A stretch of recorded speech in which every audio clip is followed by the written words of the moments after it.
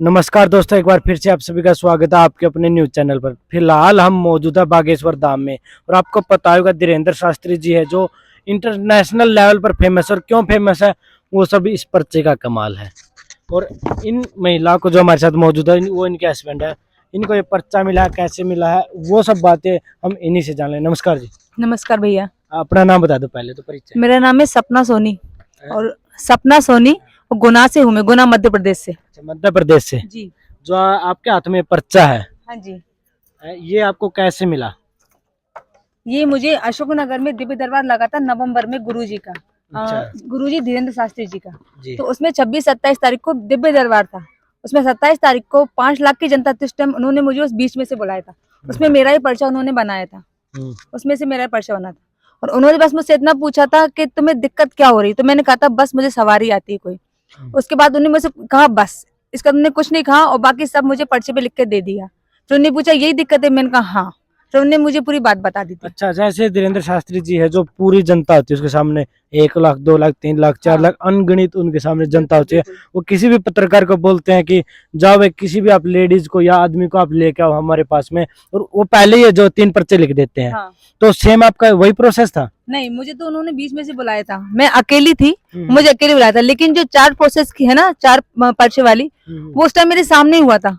अच्छा। उस टाइम मैं वही थी अशोकनगर में। वहां उन्होंने एक पत्रकार से बोला था, मैं 4 पुलिस वाले को बोला था कि मैं 4 पर्चे बना रहा हूँ, जिसको चाहे उसको बुला लो और चाहो तो पर्चे बदलवा भी देना बुलाने के बाद। लेकिन हकीकत में वही होता है, उसी का पर्चा होता है जिसको वो बुलाते हैं। और ये बात बिल्कुल सही है। अच्छा। हाँ। तो आपको भीड़ में से उठाकर आपको वहीं पर बुलाया? हाँ, मुझे भीड़ में से बुलाया था। और आपके मन में जो इसके ऊपर लिखा वो ही था? बिल्कुल वही था। एक बार मैं आपको जो है इसको पकड़ना, मैं आप सभी को एक बार दिखाना चाहता हूँ भाई। ये देखो, मैं जूम करके एक बार इसके अंदर दिखाना चाहता हूँ क्या कुछ लिखा हुआ है। तबीयत ठीक नहीं, ठीक है, परेशान रहती हूँ, हाँ। आशीर्वाद, ये के भूत, ये भूत बाधा सवारी, भूत बाधा है, सवारी आती है, करवाया था। अच्छा अच्छा। हाँ। ये देखो भाई, जो धीरेन्द्र शास्त्री जी है वो ऐसे लिखते हैं। आज हम आपको लाइव दिखा रहे हैं। ये देखो, ये महिला को पर्चा मिला। तो आपको वहाँ जाने के बाद में अभी आपको क्या क्या परेशानी है और पहले आपको क्या क्या परेशानी थी? पहले ये था कि मैं हमेशा बीमार रहती थी, बहुत ज्यादा दवाइयाँ चलती थी पर मुझे आराम नहीं मिलता था। लेकिन जिस दिन से मेरा ये पर्चा बना है, मेरी दवाइयाँ बिल्कुल बंद हो चुकी है। मुझे किसी डॉक्टर के पास नहीं जाना पड़ता। प्लस हमारी घर की कंडीशन हो गई थी कि हम दोनों हस्बैंड वाइफ की लव मैरिज है और हम दोनों इतना लड़ने लगे थे कि आपस में एक दूसरे को देखते नहीं थे। लेकिन अब हम दोनों बीच फिर वही अच्छा हो गया है। अच्छा, आपको क्या बीमारी है? मुझे समझ में नहीं आता था, कभी मुझे कुछ होता था, कभी मुझे टीबी हो गई थी एक बार, कभी मेरे पेट में इकट्ठी 11 गठाने हो चुकी थी। और 8 दिन पहले अगर करवाने, डॉक्टर कहता था चौड़र सिस्ट है इसकी, आपको ऑपरेशन करवाना पड़ेगा, ठीक नहीं होंगी। लेकिन जब दोबारा करवाते थे 8 दिन में, तो सारी जो सिस्ट थी, गठाने थी, अपने आप खत्म हो जाती थी। अच्छा। तो मुझे सारी पेट बाधा थी और इस आपकी जो है बात ना पूरी खत्म हो चुकी है? मेरी परेशानी बिल्कुल खत्म हो चुकी है। अच्छा। हाँ। बिल्कुल। आप दोनों झगड़ते नहीं हो? नहीं नहीं, हम लोग पहले भी नहीं झगड़ते थे। वो बीच में 2 महीने ऐसा हुआ था कि एक दूसरे को मारने मरने पर तैयार थे, उतारू हो गए थे।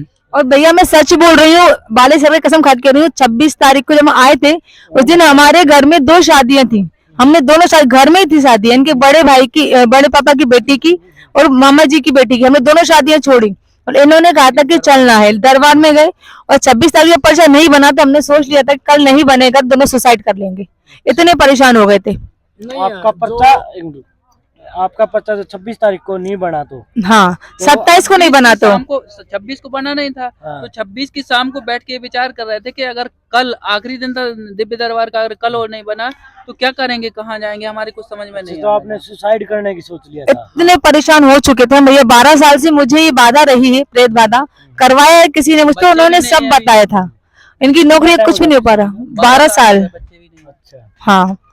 तो आपको यहाँ पे आपको क्या बच्चे मांगे हैं यहाँ पे आके फिर आपने? हमने तो सबसे पहले जो बीमारी थी उसको दूर करने के लिए अर्जी लगाई थी कि हमारी मिसेस को जो भी परेशानियां हैं वो दूर हो जाएं, जो भी सवारी आती है उसका पता चले कौन है क्या है और दूर हो जाए, इसके लिए अर्जी लगाई थी। और 8 दिन पहले अर्जी लगाई थी और 8 दिन के अंदर ये सब हो गया था, अर्जी लग गई थी, बाबा ने बुला लिया था। तो आपने ऐसे क्या आपके मन में ख्याल आया कि एक दिन आपकी अर्जी ना लगी तो आपको सुसाइड ही करना पड़ जाएगा? आप बाबा नहीं मिले थे, उससे भी पहले तो आप जी रहे थे अपनी जिंदगी। चक्कर ये था भाई साहब, यहाँ हमारी आखिरी आस बंध गई थी। हम बहुत सारे दरबारों पर भटक चुके थे, बहुत पहले बहुत जगह पे जा चुके थे, वहाँ कहीं कुछ नहीं हुआ। तो सोचना ये हो गया था कि अब कहीं कुछ नहीं हो रहा है और ये आखिरी जगह है, फिर इसके बाद क्या करेंगे, क्या ऐसी परेशानियों में जीवन जीते अच्छा, रहेंगे। तो आपने अपना कितना टाइम व्यर्थ किया, कहाँ कहाँ पर आप गए और आपके जो बीमारी के ऊपर कितने पैसे लगे?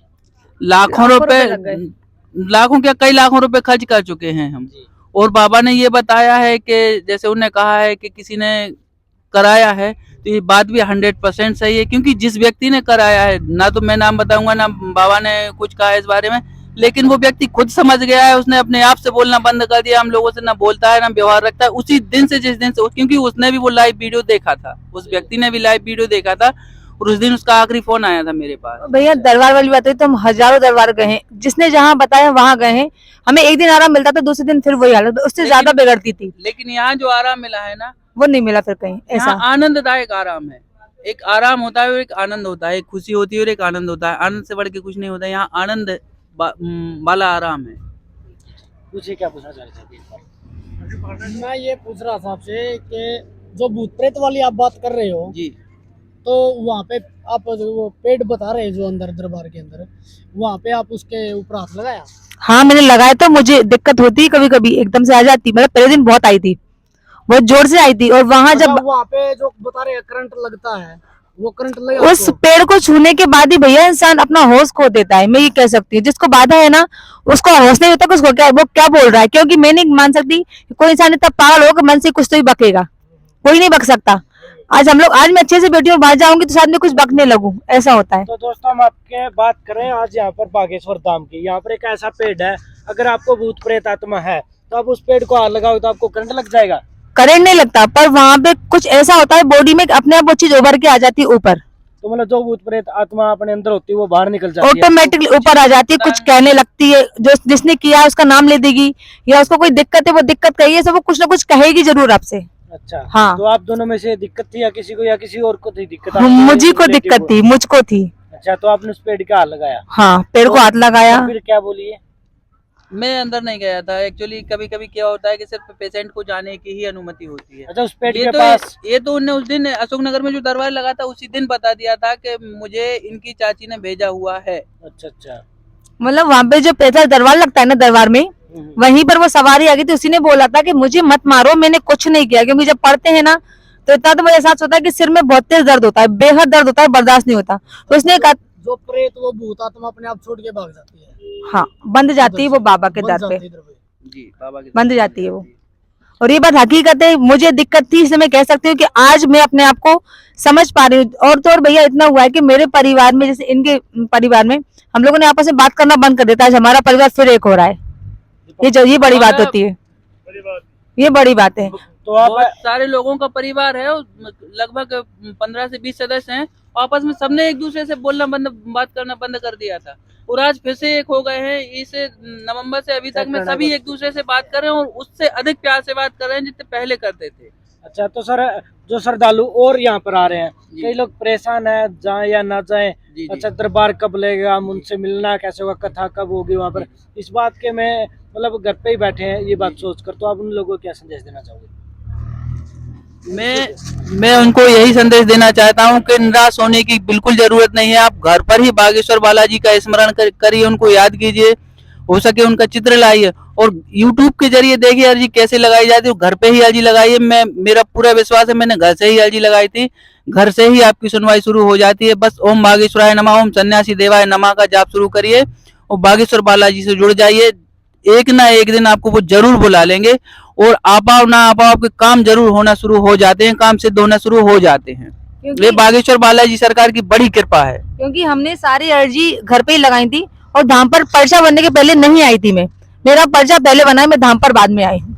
हाँ, पर्चे की अगर मैं बात करूँ, पर्चे के ऊपर एक पेशी लिखा हुआ है हाँ, और एक की तरफ लिखा है जय श्री राम। हाँ, तो इसके ऊपर स्टार्टिंग वाले पे राम लिखा हुआ है। हाँ, तो ये देखो भैया इस साइड ये हमारी पेशी हुई है ये कल। पेशी है, दूसरा सिया राम लिखा हुआ है। तो ये पेशी का 31 है, तो आपको पेशी का 31 करनी होती है। 21 करनी होती है, 21 अच्छा। 31 उस पे लिखी तो होती है। ओनली एक पे लिखते, बाकी सब खाली है। नहीं, जब जितनी बार मिलेंगे ना उतनी बार वो लिखेंगे। अच्छा, अभी तक आपको एक बार ही आप उनसे हाँ, रूबरू हुए? हाँ, अच्छा, बाकी अब दूसरी बार मिलोगे तभी मान्य होगी? तभी मान्य होगी। अच्छा अच्छा, चलो ठीक है।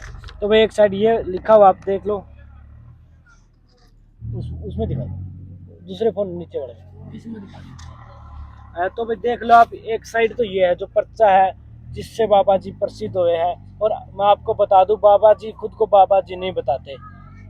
नहीं, बाबा जी का कहना बिल्कुल सही है कि जो भी करते हैं वो बालाजी की प्रेरणा से करते हैं, क्योंकि हमारा भी जो भी हुआ है बालाजी की प्रेरणा से हुआ है, लेकिन गुरुजी ने जो बताया था वो करते गए तो हमारा काम होता गया। तो इसके अंदर लिखा हुआ है कि प्रत्येक गुरुवार से रविवार तक दिव्य चमत्कारी श्री राम दरबार लगता है, सभी मनोकामनाएं पूर्ण सिद्ध होती है।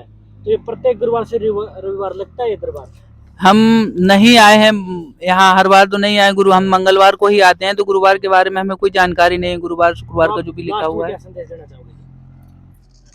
मैं बस इतना कहना चाहती हूँ कि बस विश्वास रखो, गुरुजी तो एक माध्यम है, लेकिन बाले सागर पे कृपा, बैजगढ़ पे विश्वास रखो, कृपा जरूर होगी। और कोई मनोकामना तो घर बैठी भी अर्जी लगा सकते अगर आप नहीं आ सकते तो, लेकिन विश्वास रखो आपका काम जरूर पूरा होगा। श्रद्धा रही तो गुरुजी भी जरूर मिलेंगे। आपका क्या कुछ कहना है हमें कमेंट सेक्शन में आप अपनी एक सभ्य राय जरूर देना। मिलते हैं जल्दी नए एपिसोड में, और जल्दी आपके साथ अपडेट देते रहेंगे, और देखते रहना आप लोकल हरियाणा मीडिया। सीताराम। जय सिया राम। जय सिया राम। कमेंट में जय श्री राम लिख दोगे। सभी लोग कमेंट्स में जय श्री राम, जय बागेश्वर धाम जरूर लिखें। जय जय श्री राम।